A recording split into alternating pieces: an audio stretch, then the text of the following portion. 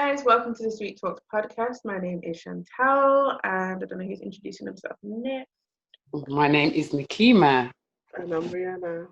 All right, so today we're going to be talking about sexual assault. It's a topic that's quite close to me. Not only do I treat people who've undergone sexual assault, but I've actually been a victim of sexual assault. More times than once, actually. We kind of culminate it. So something that tends to happen, I think that goes unspoken about quite frequently, and definitely a taboo subject, is the amount of sexual assault that does go on, especially amongst women. I think it's a lot more hidden than we even give it credence to. We're not even talking about rape yet, I'm just talking about sexual assault. So recently, relatively recently, I went on a date, and the guy decided he was going to jump me, literally jump on me. Yeah, I laugh now, but at the time I was terrified, I can't lie. It felt like he was gonna rape me. Jumped on me and he was like, "Oh, just let me eat you, just let me eat you." Had to physically push this man off me, kick him in his what's-it, grabbed out. To be honest, I don't even know why to this day I had it in my bag, I don't know what it was. I don't know if it was like a spiritual thing. I don't know what it was. Definitely divine intervention, come on. And my thingy in my bag, my old bar blade that I used to have as a bar made in my bag. Mm-hmm. And with it, I just had it and I was like, like, just let me, I want to go, move from me. And unfortunately, that's not actually the first time that someone's decided to do that. There's a date that I've been on before that where the guy felt like it was appropriate for him to try and touch me wherever he felt like he could. It was a good thing that one was in public and I could just kind of knock and move off. But it was, yeah, it happened. Traumatizing, nevertheless. Yeah, it happens quite frequently. I actually forgot about that one actually until Rihanna reminded me of it. But yeah, it does tend to happen quite frequently, and I know that my experience of being on dates, that I'm not the only person that has gone through that. Unfortunately, I think it's fairly commonplace, but depending on the female, might depend on the outcome. And maybe depending on the female, they might think, oh, if I just let him do what he's got to do, then I can just kind of get off and go home, or whatever the case may be. I don't know. Really good. I just had to take a moment there, because I have been a victim of sexual assault as well. I was quite young. I was 12 years old, and it was my mum's boyfriend at the time that inappropriately tried to hug me and kiss me and touch me. And it was a split second. Well, probably a little bit longer than that, but it's just words can't describe, English can't describe, should I say, the feelings and the emotions and the bodily sensations that you feel. Even talking about it now, you're reminded of that moment when you're in that environment, that vulnerable position. Definitely. And I remember just being shocked, absolutely shocked. So he tried to inappropriately hug me and kiss the side of my face, and I just felt, it was just weird, The relationship with him and my mum wasn't that long anyway. I just felt strange, and I just ran out the house, just got out the house as quickly as I possibly can. Yeah. And then I ran out to my sister, my younger sister, and sat on the wall, and I just put my head in my hands, and I was just, and then my sister ran over to me and says, "What's wrong?" She looked at me, cleanly much. She says, "Tell me what's wrong." It's my younger sister. Shout out to her. She's a G. And it's like she knew it was weird. And then I told her. And then she says, "You've got to tell my mum." And at the time, my mum was quite happy. We've known her to be, God bless her, she went through depression and other things, and I didn't want to upset her. I didn't want to be the cause of her not having a relationship with this with someone, or I just thought all these types of things, like, she won't believe me, all of these types of things. And she was like, tell her now. And I did, and I told her, and I was just crying my eyes out, couldn't really talk because it was just horrible. It was just horrible. It was just horrible. It was trauma. It was traumatic. I'm glad I did say something, and I'm glad my sister was there. Only to find out years later, my sister told me that he tried to stick his tongue, or he did stick his tongue down her throat before she left the house. Because just before she left the house, she called my name in a way that made my heart vibrate. Like I thought she was in pain. And I looked at her and she looked fine. And I was just like, don't shout at me like that, you little sister, don't, like, what, I'm coming, And then 10 minutes later, I went downstairs and that happened. Yeah, it's a lot. It's a lot. Even things that people, because on reflection afterwards, I thought, it's not that big. Nothing actually ever, I tried to convince myself that nothing happened. Like I didn't get penetrated, so therefore, but actually no. It's just as bad. And I think the mere fact that you're saying that you can feel it, and it's true, when you do talk about it, you can feel it. And it's crazy how the body holds trauma. The mind thinks back to the images that and the sensation. It thinks that you're back there. Yeah. Definitely. Yeah. Definitely. It's hard. So yeah. Sorry, Rihanna. It's okay. You know what? It's funny because before we started this recording, everything was fine. Like, we was talking about it, it was fine. Yeah. And now, actually, I don't know whether it's the fact that now is recorded or now we've actually started, but I can kind of just feel like the listeners' hearts breaking or whatever, just the empathy. I can just feel it. It's just actually quite yeah, it's a lot, but I think one, this is good. It's good that we're talking about it. Yeah. I feel like it is a topic of conversation that we need to talk about it. I think everybody has been through it, or everybody knows someone who's been through it or whatever. Unfortunately, it's something that happens all the time. It's so crazy because I had so much to say, and now in the moment I just feel like I don't have the words. Like, I don't know, but hang on a second. So, but I want to say to everybody out there that's listening, who has experienced this or knows somebody who's experienced this, just be there. A lot of times, I think, I can't remember whether it's Chantal or Nikki that mentioned the victims. A lot of time, the onus, the responsibility, the whatever is on them. As frustrating as that is, it's kind of, they're kind of left with that responsibility, for lack of a better word.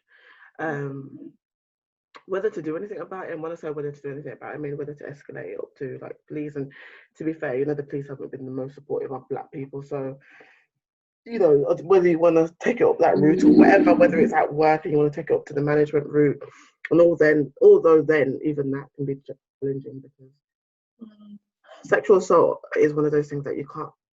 Sexual assault, and that includes rape and everything else. One of the hardest things to prove, because how do you prove it? At work. At work, I cover this session with my guys, my clients, and we have a session called sexual respect, and I always do this in 2 parts. It's a one session, but I always like to cover it over 2 sessions. And if I can stretch it to 3, I will do that. Because it's so important, because there is a level of respect that has to come with pursuing any sort of sexual relationship, or non-platonic relationship with anybody. And unfortunately, the big part of that is consent. sorry, not unfortunately, I mean, a big part of that is consent. And unfortunately, comma, people are not like, people are not taught about consent from young. So one of the things that we use within that, I don't know if I'm supposed to say this or allowed to say this, but I don't think it'd be a problem. But one of the things that we use, there's a video on YouTube about consent, but it describes it in a way using tea, you know, very British thing. Oh, tea. see that. Yeah, so we use that, and it basically just goes through like, you know, if somebody doesn't want tea, and then somebody is therefore badgering them about this tea or providing tea, although they said no, or saying, well, just in case, or whatever. So we go through that kind of with them. And I did it recently with some of the guys, and I asked them, okay, what about if you were on a date or whatever, you met somebody, and initially that person wanted to have sex with you, and then after they had sex with you, let's say there was another round, like another round 2 or whatever, if they didn't want to have sex with you, then would it be okay for you then to just go for it, for lack of a better word, anyway, because you already had sex? And when I say the amount of like unsures was like sad, and when it came to consent, people don't really know about consent, and you can't really blame them, because we as people, we as parents, or well, not parents, but parents in general, haven't been taught about consent because their parents haven't taught them about consent. And it's just, oh, you feel it, you look at a girl, you like a girl, you're feeling the girl seems like she's feeling you, so you know, continue. And there isn't that check, but in every other situation, you would check if this is okay. You would check, you know, is it okay that I take your coat? But when it comes to that, we don't check. We don't, you know. And yes, it might be a bit crazy to be like, okay, are you okay with me touching your breast? Are you okay with me touching your bum? Are you okay? Yeah, it might sound a bit mad, but it's a way to make everybody in that room feel comfortable and have that knowledge. Like, do you know what I mean? Because the last thing that you want, I'm laughing because I just had a story come to me, but I'll tell you off camera. Last thing that you want is for you to be in that courtroom trying to explain to some stranger that it was consensual when this other person telling you that it wasn't. You know what I mean? Or even if it doesn't get that far, but it's a continuous. I think we have to. I think those people that have nieces and nephews, it's part of your responsibility. You know, I know that, like, I have my niece. I know her parents are going to do that sort of stuff, but if they don't, you know, I feel like it's my responsibility to be like, okay, this is this. If this happens, blah blah blah blah blah, right all the way through from. And it means, like, I'll say to the guys as well, it means like with your younger children, you need to teach them about their private parts. Yeah. About what is okay touching, what's appropriate touching, and even when it's not private parts, because sometimes it could just be, you know, like somebody just rub your back just a little bit too long, brushed your back. Do you know what I mean? Because you're on your back, you know, there's like a grace period. Up the top is more like a friendly thing. Down the bottom towards your bum is more of a sexual thing. So anywhere, you know, past your shoulder blades, I guess, could be a bit tricky or uncomfortable. Yeah. So I want to say to the people that have experienced it, there's nothing wrong with you. You didn't deserve it. You weren't asking for it. You didn't have a poster across your head saying, "Come to me, love." Do you know what I mean? Like, those things never happen. So, and even if it did happen, like, don't feel because you didn't say no that it's appropriate. Like, that's something else that I'll cover with the guys, is that sometimes people don't have the ability to say no, you know. Flight, fight, Yeah. block, Freeze. yeah. People underestimate freeze. Listen, Yeah? more listen. A freeze just because you're frozen or whatever, or flop, freeze and flop.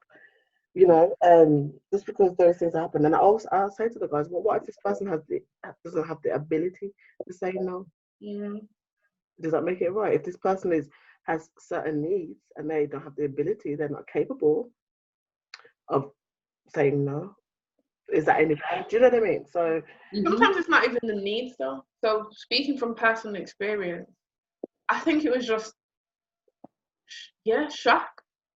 Yeah, cool. It was just sheer shock, like, oh my god, this is happening. So yeah, freeze. Yeah, there was so like there was a point where there's somebody that I know, he'd actually raped me, like penetrated me. And for those who know me, they know that I live a celibate lifestyle, so I just don't have sex. The person he did that, like I remember saying, no, I don't want to. I was trying my best to push off. And then like it was like, oh my god, this is happening. I'm in shock, and I literally just froze, and it was like I was looking. The only way I can describe it is like I'm looking at me, shouting at me, telling me to get up. Yeah, an out of body experience. It really was, and it was like, what are you doing? Get up, push, get up, like get him off of you, get up. And it was like I was proper shouting at myself. It was almost like I had voided my own body, and I was just watching it happening to me. Yeah, it was the weirdest. I would say that's the weirdest experience I've ever had, and I've never experienced a freeze response. I'm usually just do what I gotta do, go. It's never been like a. Yeah. I'm not. I don't tend to be a deer in headlights. If you see me stay, it's because I've chosen to stay most times. But that one, I was like. You was not in control then, yeah. Way out of control. But that's a normal response. It happens to a lot of not just women, but men or whoever that's experienced it. It happens all too often. But that doesn't mean that you don't want it. And that's what I was trying to explain to the guys that I work with, because a lot of them, for them that would be consent, because you haven't said anything, so it's okay. You know what I mean? And they're just misinformed. So, and sometimes there are some people that experience it that just think, you know what, if you just let him do what he needs to do and get it over and done with. There are definitely those people. Do you know what I mean? And I get that. Yeah. I get that. Because sometimes it's easier to just let him carry on instead of fighting. Because it's hard. And imagine somebody, trying to push somebody who may weigh more than you, and maybe not just weight-wise, I mean just in terms of mass, because men are stronger. Yeah. It's hard to push them off. Yeah, it's like dead weight. And if you've ever lifted someone who's passed, boy, it's heavy. It's very true. Very, very true, man. And then sometimes, like when you're in that mind frame as well, because if I'm honest, if I talk about like me before that experience, in my head I'd have been like, you're mad. Listen, I would have fight anybody. I would have fight anybody to say, yo, I would have fought out of that experience. Like, mad. In my head, I know that I would have been like, nah, like that could never happen, because I'd make sure, yo, he would have to dead. That's exactly how I would. And I think that's everyone's response. I think everybody thinks like that before it happens, because that's normal. You're just protecting yourself.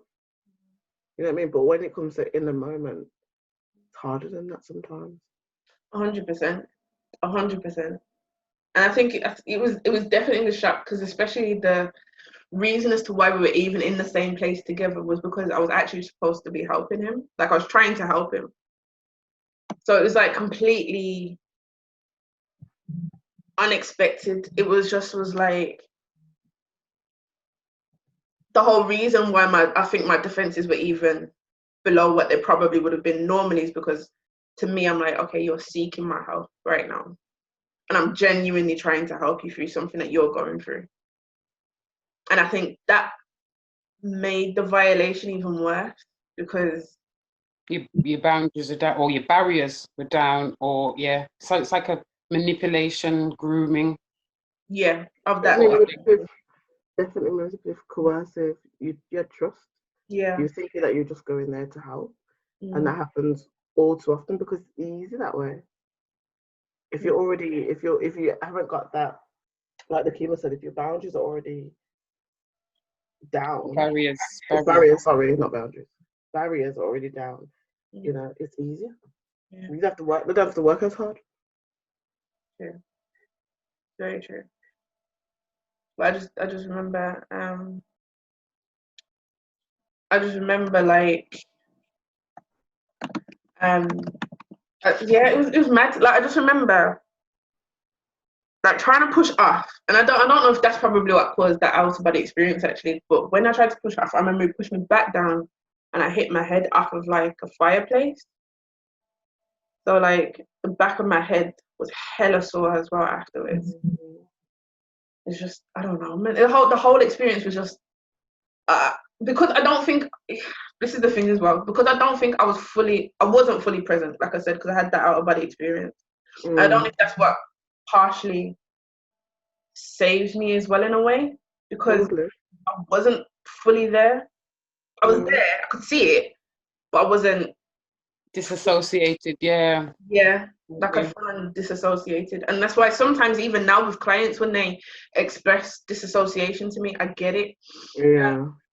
And what was a mad thing as well, actually, after that experience, I think about a year or so after that experience, like I started to get mad amounts of rape clients, but I could get it. That was the thing. So I was like, I understand exactly what you're going. I get exactly what you're saying. Like as soon as like I know this might sound crazy, but I'm like, I get it. Like no, I know this, and I know this, and I'm like, I get it. And I was there with them, but I kind of think as well, and I'm not saying that the rape was helpful because it obviously wasn't, but I think it did allow me to empathize a lot more with my clients about what they go through, what they experience, that they describe, the things that they say that happens afterwards, the lack of value that they feel that they then have. I think the only thing that I would say that is different between me and a lot of the clients I've experienced is that it made me more determined to be celibate and to kind of like keep a hold of it, because now to me it's precious, whereas some people, when they go through that, they become more sexually promiscuous because that's how that they claim back their sexuality and so on and so on. And their value. I can relate to that. When I had an experience when I was 12, I shut down. And I didn't want to be feminine. I didn't want to be seen as. I just had a view that men are abusive, and they are. And I just wanted to not be seen as a female, not be seen as a sexual being. And I shut that down. 13, 14, 15, 16, 17. Probably about 5 years I shut down for. Yeah, so shutting down for I think it was 5-6 years, and just didn't want to be seen as a female, as a woman. I wanted to just be asexual, if you like. And that was a challenge. That was very much a challenge. And I felt like I couldn't necessarily talk to my parents about what I was going through, or my siblings. I just felt quite alone in that area, you know. So yeah.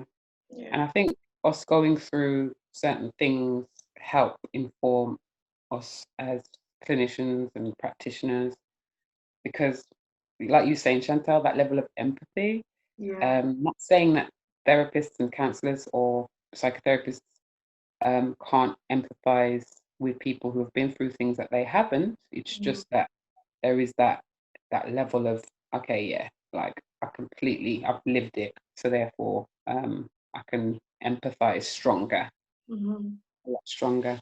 Yeah, I hear that. And especially when you talked about not really wanting to be a woman, or not wanting to be seen sexually. Yeah. Like I remember that was actually when I started to put on a bag of weight, because I just didn't want people to want me like that. Because I was always big girl set, but I was never like fat. Yeah. It was just like just curvy. And I remember putting on a bag of weight at that point, because I was like, yo, if someone wants me, they're gonna want me for my mind and whatever else. They're not gonna want me just because of they want physical stuff. So I really do hear that, actually.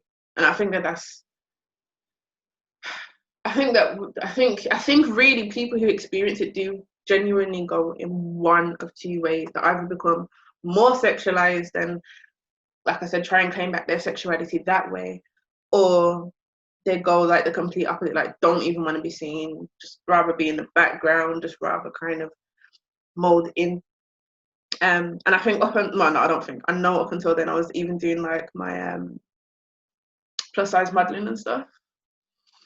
Because I was just naturally curvy set, but once I started putting away and like less calls were coming, but I didn't care because I was like, I don't really want to be seen like that no more. I just want to go back there somewhere. I don't want anybody to kind of. Absolutely. Yeah. And it took me a while to kind of even get back to that position where I felt confident enough to be like, you know what the hell am I doing? I'm literally making judgments on the basis of what this person did to me, as opposed to who I am and what I know of myself. And I was like, yeah, I'm letting this person strip more from me than they did in that moment. So like they had already violated me, but it's almost like I'd let that violation carry on. So it took me a minute, but yeah, I started to at least take some more grasp on my life. Because I remember at one point I was like, God, I don't want to wake up. So when even when you hear people saying like, you know, they're suicidal or whatever else, I think because of my beliefs around suicide, I didn't want to commit suicide, but I was like, God, why do you keep letting me wake up though? Like this right now, what's going on in my head is not it. Yeah, so I just remember just being like, God, I just don't let me wake up, man. And I think I think it's going to be really hard for a lot of people that are close to me to hear that, but it was the truth. It was the truth. And if anyone who knows me knows that I like to live life to help people, but at that moment in time, like that was all I don't know. I can shadow self came out. I think that's the best way to put it. It's just like, nope, can't handle it, can't deal with it. Nope. Shut down. And unfortunately, sorry, he's gonna say. I said, unfortunately, I think a lot of people stay in that for a long, long time. We do. I think it's even more so that we need to be okay with not being okay, you know. And when I say be okay with it, not sitting with it and just leaving it, just it's okay to feel the way that we do, you know, having the experience that we've been through and process it in our time. And it may mean fast and slow, or slow and fast, or just slow or just fast. It depends on the individual, but I would say the right level, whatever's right for you. So pay attention to our minds, pay attention to our physical sensations and our behaviors, emotions, and what can I do to help myself feel more like me again, you know? And we have talked on the other podcasts about different tasks or different things we can do to input what's back into ourselves. Because relating to what you're saying, Chantal, like I felt that I had to relearn my feminism again or my sexuality again, and be okay with being sexual or have, you know what I mean? Like I had to struggle. Well, I had a little bit of a struggle of what does it mean, and God bless my parents. Them, particularly my mom, you know, the role model, you know, I didn't relate to certain things with her, so it was a bit of a challenge. I had to look outside of immediate family in terms of role models to get what I needed in order to understand myself. And that's no disrespect to my mom, it's just the way it was. She had her things that she's contending with. So yeah. Yeah, I get that 100%. I get that. And I think trying to go back to your organic self, I think that is one of the hardest parts. And if I'm honest, I think I'm still trying to get back there. Like I am as well. Yeah, say again. I am as well. Yeah, And that's I okay. think I still am, but I'm like I'm ahead of a lot further than I was. That much I do know, but yeah, I think I still am, and I think that even this, like me just being open, because I think part of myself that I've lost, and I can't put that down to necessarily this particular experience, but part of myself that I lost, I'm gonna say more so from being in my first relationship that I was in, was that, or the abusive relationship I was in, I should say, that I kind of lost my voice. And I used to be able to just kind of speak what was on my mind, like especially during uni. During uni, I was known for one-liners, right? Because you say something, I'm gonna come out and say one thing, and the whole thing's gonna shut down, lock off. Nobody got nothing else to say, and it's done. This.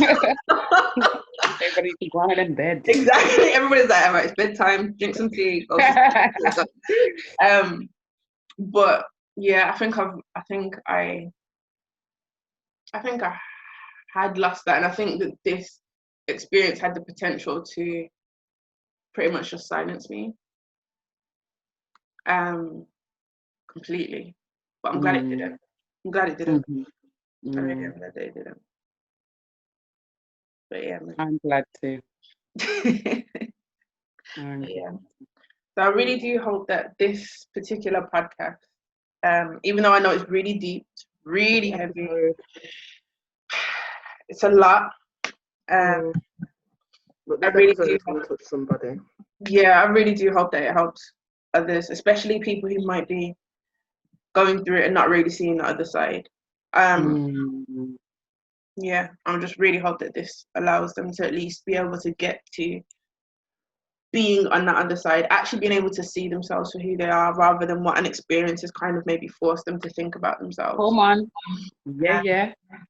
And what an experience may have kind of almost tried to dampen your spirit and your heart. But it's possible to recover. It really is. There are people who have, and I don't mean, when I say recover, I don't even mean just like get through life. I mean like get through life and excel, because I would never have even gone to the point of saying, oh, you know what, I'm going to be this far even in my journey in terms of like academics or even this damn podcast. You know what I mean? Like just not really even pushing myself further. I think that in my mind at that point, I knew that I felt like I was completely done. There was nothing else for me. But I really hope that anybody else who's hearing this, if you know that there are females around you who have experienced this, please share this with them so that they know that they're not alone. But there's also that hope that they can become not only where they are, but better. It's possible to do. And even now, we're still all striving to be better anyway. Absolutely. So I hope that for everybody hearing this. And if you feel a bit stressed out by hearing it, please take some self-care, because I think we're all going to have to take some self-care after this as well. There's been a lot that we've thought about and a lot that we've all had to go through. But we'll share these stories for healing, for the sake of healing. And hopefully you all get some healing from it. Yeah. But thank you guys for listening. And we will speak to you guys next time on the Sweet Talks podcast. Bye. Bye.